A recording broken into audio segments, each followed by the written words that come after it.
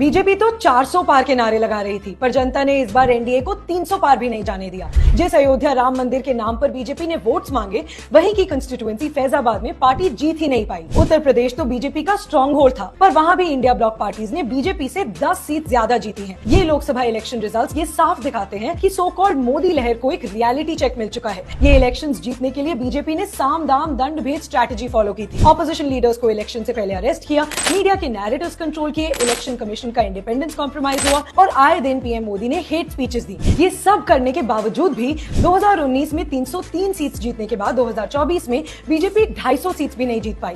वहीं दूसरी तरफ कांग्रेस 2019 में सिर्फ 52 सीट्स जीतने के बाद इस इलेक्शन में करीब 100 सीट्स जीती है। तो जायज है कि जनता ने उन बीजेपी लीडर्स को साफ जवाब दिया है जिन्होंने नफरत फैलाई या अपनी पावर को मिसयूज किया। सिर्फ 3 एग्जांपल्स देखते हैं। पीएम मोदी अपनी कंस्टिट्यूएंसी वाराणसी से जीते तो हैं, पर अपनी अब तक की सबसे कम मार्जिन से। पीएम मोदी इस बार सिर्फ 1.5 लाख वोट से जीते हैं, जबकि 2019 में वो 4.8 लाख वोट्स की मार्जिन से जीते थे और 2014 में 3.7 लाख से। Union women and child development minister Smriti Irani अपनी सीट अमेठी पर 1.6 लाख वोट्स की मार्जिन से हारी हैं। प्रज्वल रेवन्ना, जिन पर सेक्सुअल असॉल्ट और हजारों रेप वीडियोस बनाने के एलिगेशंस हैं, वो अपनी family stronghold seat Hassan में 42,000 वोट से हारे हैं। इंडियन वोटर्स ने इस बार किसी एक पार्टी को सिंपल मेजोरिटी नहीं दी और भारत में फिर एक बार एक स्ट्रॉन्ग ऑपोजिशन आई है, जो किसी भी डेमोक्रेसी के लिए बेहद जरूरी है।